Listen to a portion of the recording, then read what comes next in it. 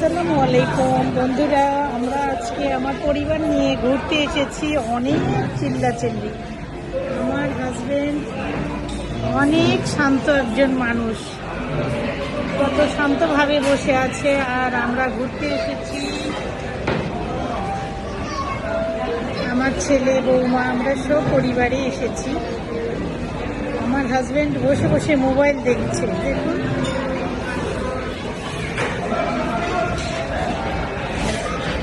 অনেক শান্ত আমার হাজবেন্ড, চুপচাপ থাকতে পছন্দ করে।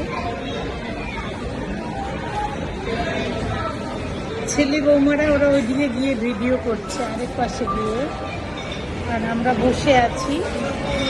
এখনো মাওয়াতে যাইনি, মাওয়াতে যাবো কখন, আরো দেরি আছে। তো এই তো সাথেই